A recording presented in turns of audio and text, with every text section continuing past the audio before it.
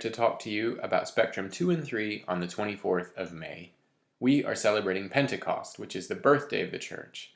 It's the day when we celebrate that God sent the Holy Spirit to the disciples.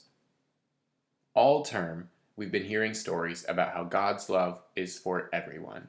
We've been hearing about how many followers of Jesus, like Peter and Paul, shared God's love and the story of Jesus' life with everyone they met, and how they were able to expand God's family to include the Gentiles. And a Gentile is anyone who's not a Jew. So this is the expansion of God's family to include people that were surprising to a lot of folks, people who didn't look like them, who didn't eat the same foods as them, who didn't talk like them. And this movement keeps getting bigger and bigger to include more and more people. And the culmination of these stories we've been hearing earlier comes today in Pentecost, when thousands of people join the church at once. The basic story is that Jesus' followers, the disciples, were in Jerusalem for a festival. They were there with a lot of other people who'd come from many, many different places, all to celebrate this Jewish festival.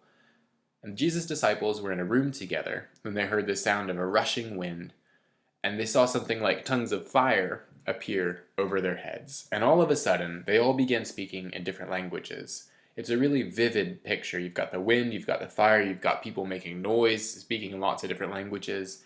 And this will really help the kids see the story in their own imaginations, which is really good because the Holy Spirit is invisible. It's like the wind. We can't see it. So the only way we can know that the Holy Spirit is there is by seeing its effects. Just like we can't see the wind, we can see the things that the wind does. We see it blowing through the trees.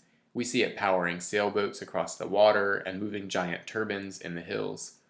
We can see the things that the Holy Spirit does too. We may not see God, the Holy Spirit, right next to us, or in you, or in me, but we can see the Holy Spirit inside us doing things. We can see the effects of the Holy Spirit when people help each other, or when people find hope and strength when they feel sad and desperate. Anytime that you're surprised by the way someone reacts to you with love, instead of with fear or with anger. This is the Holy Spirit. This is God at work in our world today. The Holy Spirit is in each and every one of us, and the Holy Spirit is how God is with us today. We'll be hearing the story of Pentecost upstairs when the kids act it out, but when you come downstairs, it's a good chance to review the story with them. After you ask Bill's big question, and you check in with everyone to see how their week's going, collect the offering. And then I have a film that I found on YouTube that we'll watch together. What I'll do is I'll put the film on a DVD disc and then move the media center with the TV and DVD player into the Spectrum room so we can just play it on that. It's a lot easier than faffing around with a laptop and a dodgy internet connection. So we'll watch the film together and then just review the story with the kids, make sure that they know where the story happened, who was there, and see what they think of it, if anything surprised them, if they noticed anything that you might not have seen.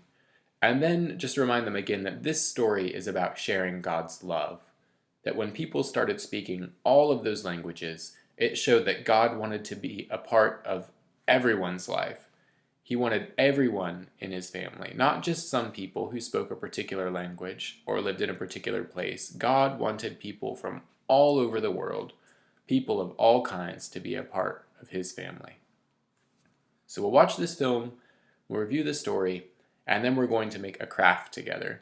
And Allison Reed has made a really neat craft of stained glass windows, and I'll put the pictures of that somewhere over here as I try to explain it to you. We'll set up 4 craft tables over on one side of the room for you to do this with. And I forgot what I was going to say. And Allison will have all of the materials you need to make these windows there on the morning. Basically what you do is you start with a white sheet of A4, like this, that has a template of a Roman arch on it, which will be the template for our stained glass window. And over top of that, you put a piece of white tissue. And you can see the shape of the window through the white tissue. And then you get a bunch of other tissue in different colors and glue it to this white tissue in the shape of that window.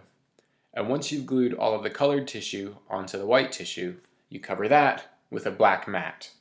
So it neatens it up and makes it look really nice, like a stained glass window.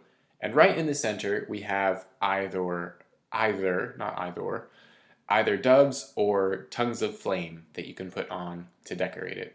Have the kids color that in. It looks really sharp if you trace around the edges with a black Sharpie or a black crayon or marker, and then put it right in the center.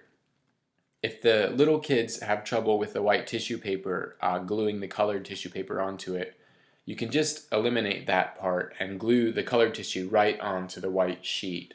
It's a lot less fiddly and it may be easier for the younger kids to do. The only reason we're using white tissue is so that the light comes through it a little better than it does the white card when you hang it in the window. Here's an example of the finished product. And if you still have time, if you manage to get everybody's window finished and you still have some time to kill, I've put a few games at the end of the lesson notes that you can try out. I really like the circle games because they give everybody a chance to participate, but you may have a rowdier group and need to play a running around game too, and that's totally fine. Do what works best with your group and do what you are most comfortable with. I hope that it goes really well, and I look forward to hearing all about it. Bye-bye.